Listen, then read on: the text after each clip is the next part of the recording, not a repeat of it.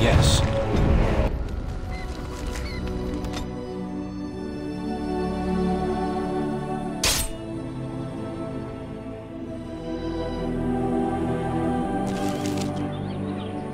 It's a boy. 5 fingers, 5 toes. Let's go home, Marta.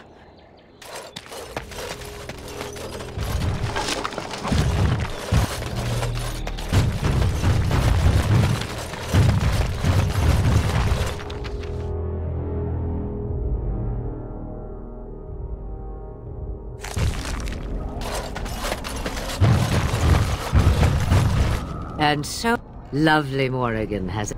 Oh, you think you're the first to... It is a dance. Thank the ancestors. Come.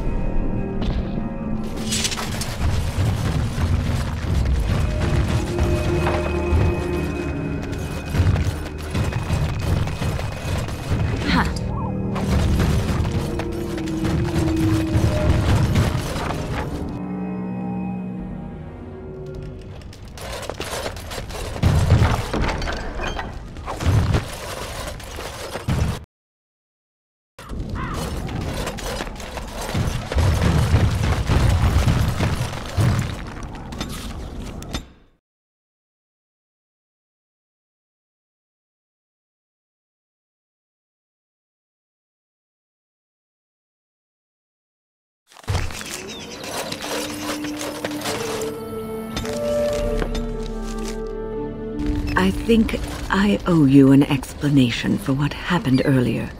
You should know that something happened to me at the tower before you came along. You spoke to Petra, did you not? She told you I saved her from a demon. No, I'm not undead. I engaged a very powerful demon to rescue Petra. It sapped me of all my energy and will and left me drained.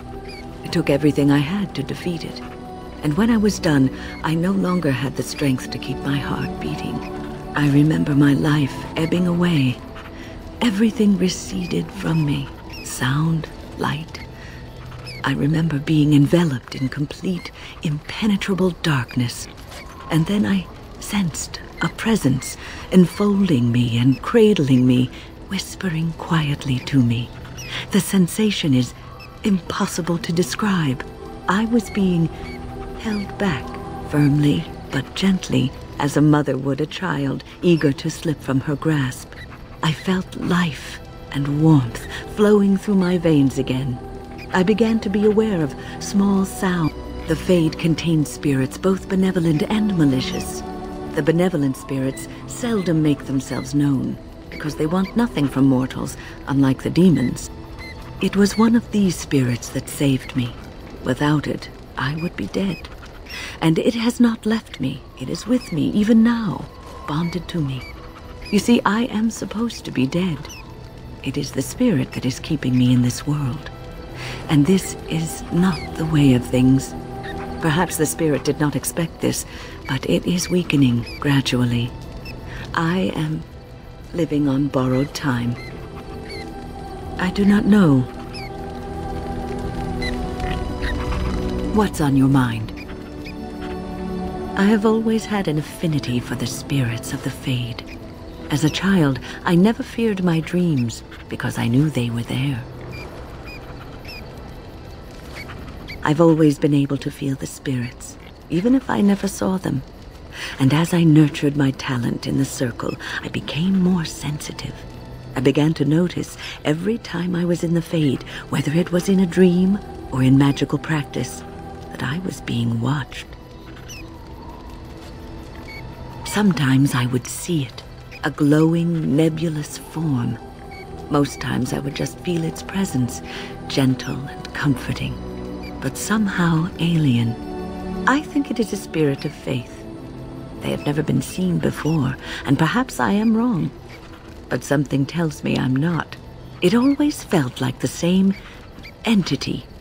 This one spirit was curious about me, and was guarding me, for want of a better word. There were times when I was in the Fade, and I think it gave me strength in my most terrible battles. I don't know why I was chosen.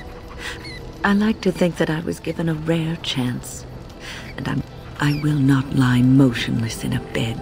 And so you had better listen to me, because I swear, if I should fall before the end and you don't seem to be doing things properly, you know, I think you'll be all... What's on your mind? Cure me? What, am I sick? Even you know that you cannot cure the dead. And I'm not...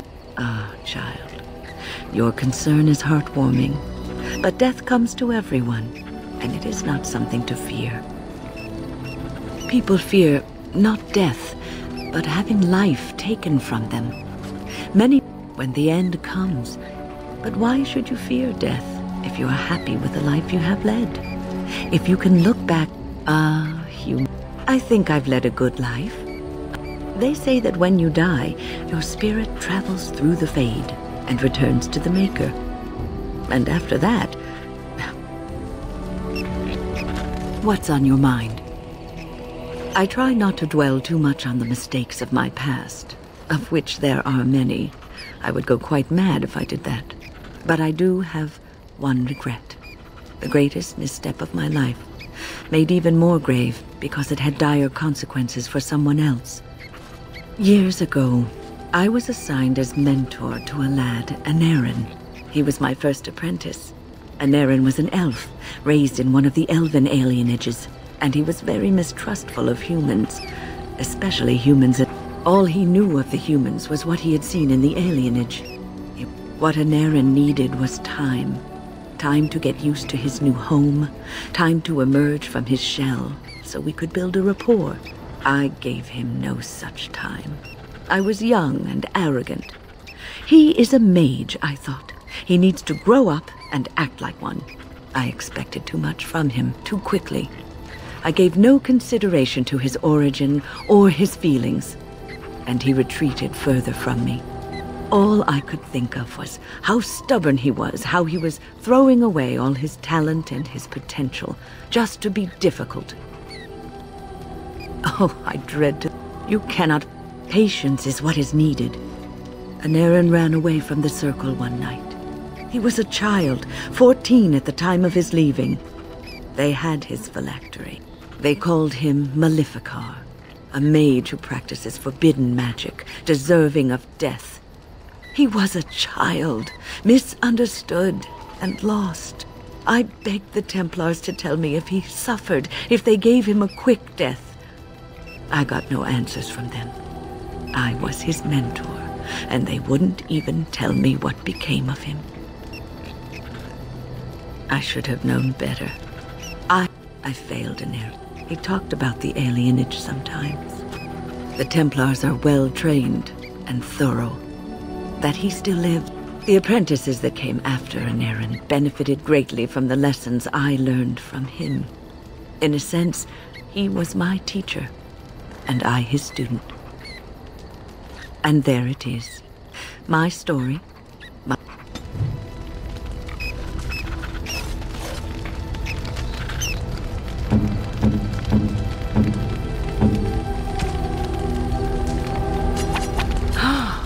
Mother's real grimoire, is it?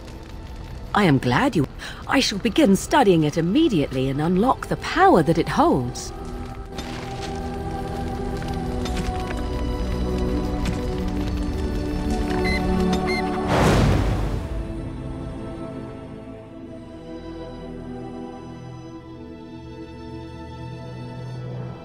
Yes.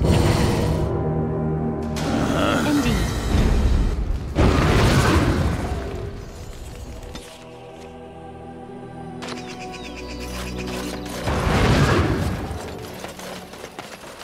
When? Is this yours? Oh, my bag of components. Thank you, dear. I was wondering where it got to. You left it by the fire at camp. Oh, yes. I remember now. How Jaina and Cammon together, I see. Strange that you should take the time to involve yourself in that affair, of all things. I appreciate you trying to find him, but what are the chances? Aneurin the healer? You know Aneurin? He lived? No, I know of only one Aneurin. Ah, it makes sense. Aneurin said that he was from the human cities. You are old friends, then? If you seek Aneurin, you must venture into the forest. He prefers to be amidst the trees and the... Thank you all so much. Dareth Shirol.